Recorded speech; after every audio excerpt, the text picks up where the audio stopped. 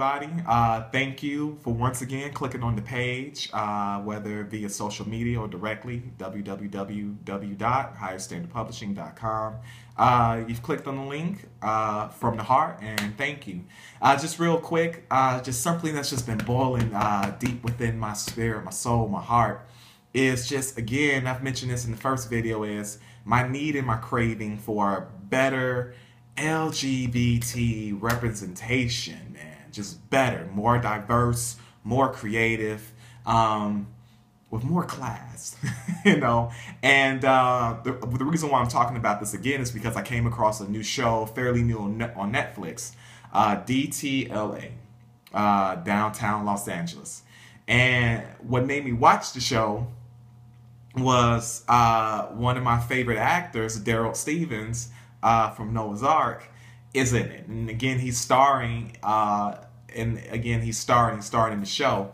And it was a really good show. Unfortunately, it only had one season. And that was the 2012, came on Netflix recently, so I doubt they make any more. But it only had one season, and I think about 8 or 9 episodes.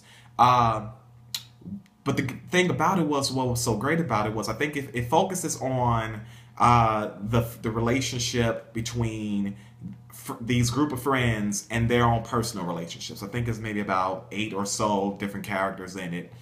And the main storyline is always about Daryl Stevens' character. His name is Lenny, and his boyfriend.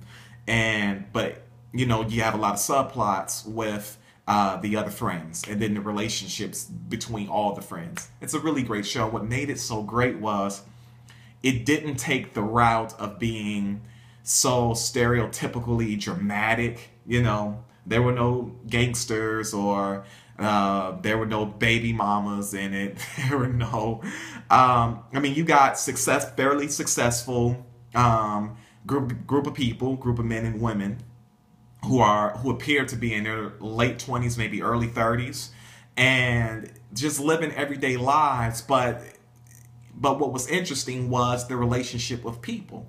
And I found myself in little ways identifying with the characters and the plots throughout the season. And it was just a great show. And it's not many like that. It's not many like that in existence. And as far as representation within the LGBTQ community, good representation, fair representation is so rare. And it's even worse within literature. And that's frustrating for me, because I go to certain places, certain websites that host, you know, literature written by, you know, your average everyday writer or whatever, someone like me.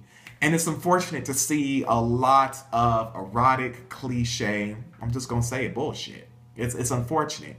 You pick up you click on the link, you start reading the short story, and I'm bored because, yes, he's a young black guy. He's in love with the new thug that moves in next door. Okay, well, I can identify a little bit, because who doesn't love, you know, everybody got their own taste, but I'm speaking for myself. Who doesn't love a little thug loving? But no, seriously though, like, it's when you come across the same tropes and themes and ideas over and over again, it's boring. And even if it's the same thing, because, you know, ain't no one here is trying to reinvent the wheel, right? You know anything about literature, basically everything that's been said or that can be said has been done already. But how about let's just do it in a new way?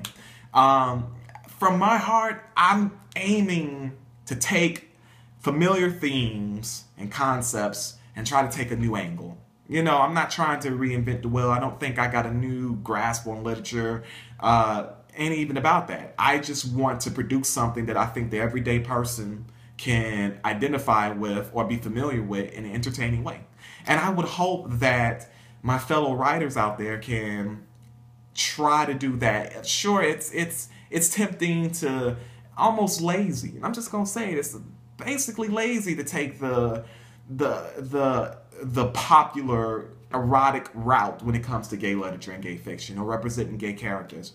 I think that's lazy. And I will encourage, and don't get it twisted now, because I'm susceptible to that as well.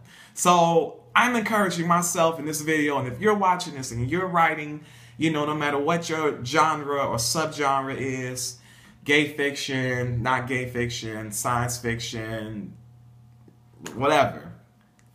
Let's not be lazy when it comes to putting our plots together and creating our characters. Let's go deeper. Let's get into the psychological. Let's get into the mental, you know. So, not criticizing anybody, well, maybe I am, but that's just within my heart, and I'm just hoping maybe if you feel the same way, if you see the video, drop a line, tell me what you think, you know, let me know how you feel. But either way, thank you for clicking on the link, thank you for looking at the video. I'm hoping to get more videos consistently up and running real soon.